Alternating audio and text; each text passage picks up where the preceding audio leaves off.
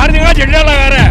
ये 4 महीने हो गए झंडा बाहर रखा है। एमसीडी में 4-6 महीने हो गए तनख्वाह नहीं मिली। बहुत ऐसे बाहुबली है तैयार यहाँ पर एक बोतल के साथ एक बोतल फ्री दे रहे हैं लोगों को, पिला पिला के दारू मार रहे हैं। महंगाई पे कहना बढ़िया, महंगाई और महंगा हो जाए तो क्या फर्क पड़ता। नमस्कार, आप देख रहे हैं नजर टुडे। मैं हूं आपके साथ प्रज्ञा झा। महंगाई एक ऐसा मुद्दा बन चुकी है जो देश के हर परिवार को, हर वर्ग को एकदम झकझोर रही है। चाहे वो गरीब हो, अमीर हो या मिडिल फैमिली हो, हर इंसान को महंगाई जैसे मुद्दे से तकलीफ होती जा रही है। दिन ब दिन महंगाई बढ़ रही है। देश में अलग अलग तरीके की परेशानियां हैं।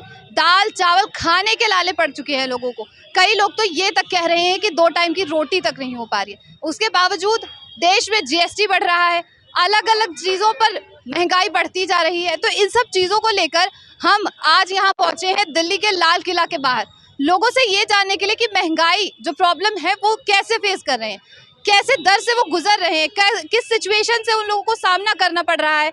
महंगाई के बारे में जानते हैं कि आगे अगर वो चाहते हैं कि सरकार से क्या विनती करना चाहते हैं, क्या वो चाहते हैं कि सरकार उनके लिए करे। तो चलिए इस चीज़ को जानते हैं आज हम जनता जनार्दन से। आइए, क्या बोलेंगे महंगाई को लेकर आप? महंगाई तो नाम? मेरा नाम पवन सेठ है। पवन सेठ जी। महंगाई कुछ नहीं है, महंगाई हमने कर रखी है। क्योंकि हम शराब महंगी होती है तो कोई नहीं बोलता। आटा तेल के लिए सब पहले जीएसटी वैट लगता था, अब जीएसटी लग गया है। उसके लिए सबको पता चल रहा है। ये सब गुमराह कर रहे हैं। आमदनी की तनख्वाह भी बढ़ रही है, सबकी आमदनी भी बढ़ रही है, महंगाई नहीं है। एमसीडी में 4-6 महीने हो गए तनख्वाह नहीं मिली।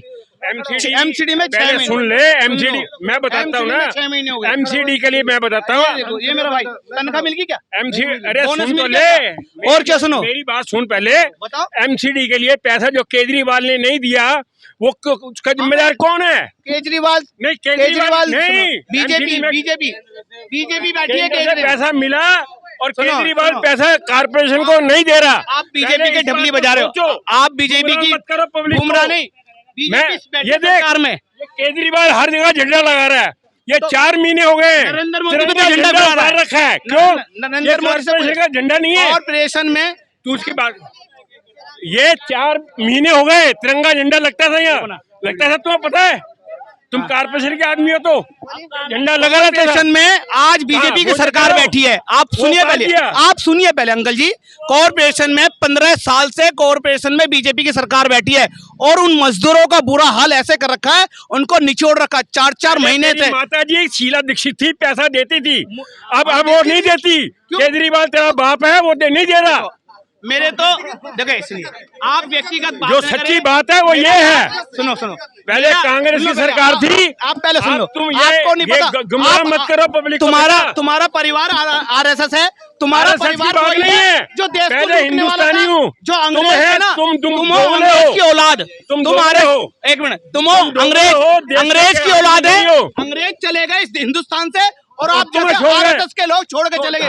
आप लोगों को यही नहीं पता कब बना? गरीब जनता कैसे चले। हाँ, मेरा पता है। कब बना है? मेरा पता है। तू बता आरएसएस कब बना है? तेरे को ये है, तेरे को ये नहीं पता। तुम्हें बताओ ना। तू तो लव जिहाद का आदमी है। तुम दोगले हो, जिस देश का खाते हो उसी को बनना। तुम कम करे ना। तुम शांत जी, बस। तुम लोग आरएसएस के लोग हो, झूठे लोग हो। आरएसएस की वजह से देश है। तेरे जैसों के लिए हिंदू मुसलमान लूट, हिंदू मुसलमान पर घर कर रहे हो। एक मिनट, एक मिनट। मीने आदमी हो। अरे भाई, केजरीवाल केजरीवाल कम नहीं है। हम जनता है, हम जनता। केजरीवाल को आप आरएसएस का नाम ले रहे हैं। आरएसएस ने कौन सा अच्छा काम किया बताइए? आरएसएस ने जो काम किया देश के लिए सब काम किया है। एक काम बताओ। एक काम 1965 की लड़ाई हुई, किसने हथियार भेजा? किसने? शास्त्री जी ने और जवाहरलाल नेहरू ने बॉर्डर पे आरएसएस के थ्रू भेजा। उन्हें पता है तुम्हारे आदमी तुम्हारे कांग्रेस पार्टी ने तो, अरे सुनिए, अभी कांग्रेस पार्टी ने तो सिर्फ देश आजाद कराया है। तो देश बचाया पंडित जवाहरलाल नेहरू ने। थ्रू भेजा। मैंने तो लूटा है देश को। और आरएसएस की बुराई मत कर। आपको नहीं पता, एक टाइम ऐसा था आरएसएस के लोगों को गली गली में पकड़ के मारते थे, कच्चे धारियों को मारते थे। क्यों मारते थे? वो लोग गलत काम करते थे। आज हमें बताओ, हमें कौन मार रहा है? बता दे कि कांग्रेस पार्टी आज भी डाउन है। सुनो, कांग्रेस का हर एक बच्चा आज भी ऐसा खड़ा है मेरी तरह। कांग्रेस का आज हर एक व्यक्ति बोल रहा है, मगर आरएसएस का आदमी जब बीजेपी होती नहीं, पप्पू है तेरा, कांग्रेस का पप्पू क्या कर रहा है? को बनाने में कई हजार किसे- करोड़ रुपए लगाए हैं। उसकी मार लगी हुई है। ना उन्होंने देश का उन्होंने बेड़ा देश गर्क का करने में बनाया है। सारा काम है। अरे देश का बेड़ा गर्क आरएसएस ने करा, मैंने BJP सारा ने। करा, चाइना को तू मैंने बेच नहीं के आ रहा है। बेचा। अभी कांग्रेस देखो तू कह रहा है अभी कांग्रेस है, कांग्रेस ने बेचा। कई हजार का जमीन ले ली चाइना वालों ने। हाँ तू हाँ था। मैं दिखाऊं मैं आप तू था, मीडिया के हाँ। माध्यम से दिखाते क्यों नहीं? मिलिट्री वाले में विश्वास नहीं तेरे को। मिलिट्री आप गए वहाँ देखने? नो। आप गए? मिलिट्री वाले में विश्वास। अरे मिलिट्री तो नरेंद्र मोदी ने खरीद ली। हाँ मिलिट्री आज मिलिट्री तू को नहीं बिका। नो आज तू मिलिट्री काम में कर रहा है। मिलिट्री वाला आज यहाँ देश पीट के रहा है लिए डंडों से इन जनता को खड़ा होने में। तू देश- जिसे देश की सेवा करनी चाहिए बॉर्डरों पे वो ये डंडा मार रहा है गली में, वहाँ लूट रहा है। वहाँ पे मिलिट्री का अरे अंकल बाप तो सुनो कांग्रेस का कौन लीडर का सुनो। क्या बेटा? बाप तो अरे आपकी मेरी उम्र के- सुनिए शांत। बाप तो आपकी मेरी उम्र अरे के- शांत। काम करेगा। लीडरों के सुनो। धक्के को गए। रेल बेच दी, लाल किला बेच दिया। आपका है नहीं? कहना ये है कि जो नरेंद्र मोदी है वो देश में हिंदू मुसलमान कराना चाहते हैं, तुड़वा नरेंद्र देना चाहते मोदी हैं। नरेंद्र मोदी देश का बंटवारा कर रहा है। नरेंद्र मोदी देश को बेच रहा है। इस बात- नरेंद्र मोदी ऐसे मुसलमान हो रहे हैं। लोगों को खड़ा कर रहा है जो देश नरेंद्र के मोदी एक ने मिनट सारा मेरी बात वर्ल्ड सुनो। याद कर रहा है। नरेंद्र मोदी को एक मिनट इसका पप्पू को वो भाभी- अंकल जी ने एक बारी भी गरीबों के बारे में बात करी। तो चलिए सबसे पहले इस बात को जानते हैं। हमारे साथ जुड़ चुके हैं, आपका नाम सबसे पहले परिचय। किशोर चौरसिया नंद किशोर जी, तो क्या आप महंगाई से परेशान हैं? परेशान हैं, बेरोजगारी से परेशान हैं और हमें सरकार कोई सुविधा नहीं दे रही है।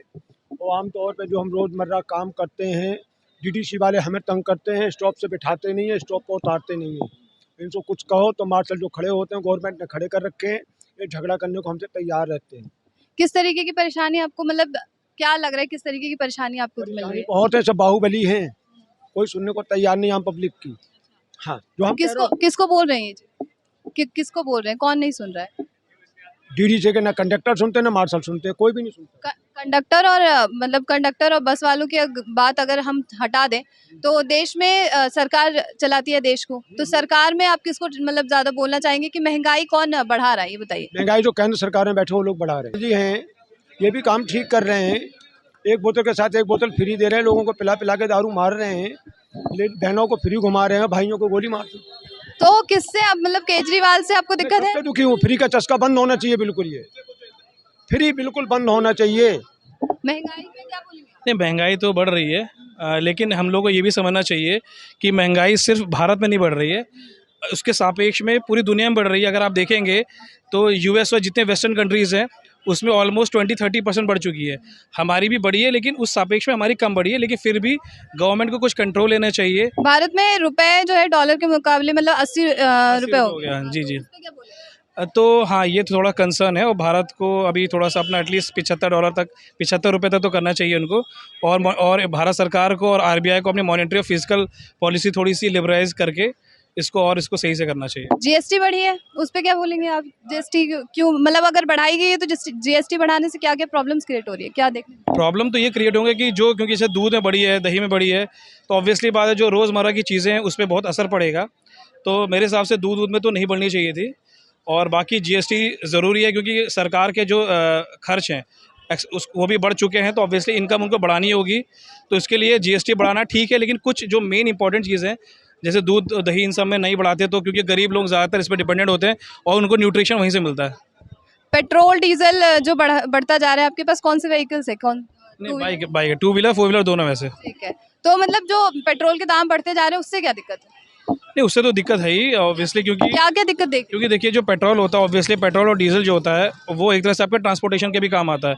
तो ऐसा नहीं है कि आपका सिर्फ पेट्रोल डीजल आपका अपना खर्चा हो रहा है, सारे जितने भी उसमें आपके जितनी भी रोज़मर्रा की चीज़ें हैं ऑब्वियसली उसमें वो ट्रांसपोर्ट होती है, तो उससे भी वो बढ़ता है। तो उसके कारण भी आपके जो इन्फ्लेशन है वो भी बढ़ता है। कोई स्पेसिफिक ऐसा मतलब जिसे आप इस चीज़ का दोषी मानते हैं कि यार महंगाई बढ़ाई जा रही है, कैसे? नहीं, मेरे हिसाब से तो कि महंगाई अगर, क्योंकि हम लोग जब से ग्लोबलाइजेशन हुआ है तो हम लोग ग्लोबल विलेज में रहते हैं, तो अब ये नहीं बोल सकते कि इंडिया में महंगाई बढ़ रही है तो उसमें पूरा इंडिया का ही जो सरकार का ही दोष है, क्योंकि महंगाई बाहर बढ़ रही है। और इस समय जितना भी होता है, चाहे आप यूक्रेन का संकट ले लीजिए, चाहे आप अमेरिका में भी आप देखेंगे वहाँ पर भी एक तरह से मंदी की सुदबुराहट है। तो ऑब्वियसली ये सब जब होता है तो महंगाई हर जगह बढ़ती है, इंडिया में भी बढ़ रही है, लेकिन मैं ये कहूँगा कि इंडिया में बाहर के मुकाबले कम है, लेकिन फिर भी कंट्रोल करना चाहिए। तो आशा करते हैं कि आज की जो ग्राउंड रिपोर्टिंग है वो बिल्कुल आपको पसंद आई होगी, और किसी भी तरीके की और परेशानी या किसी भी और मुद्दे को अगर आप जानना चाहते हैं तो हमें कमेंट करके ज़रूर बताइएगा, जिससे कि हम यहाँ आके या कहीं भी जाके आपको ग्राउंड रिपोर्टिंग एकदम अच्छे से समझाएं कि क्या है क्या है। केजरीवाल हर जगह झंडा लगा रहा है, ये 4 महीने हो गए झंडा लगा रहा है।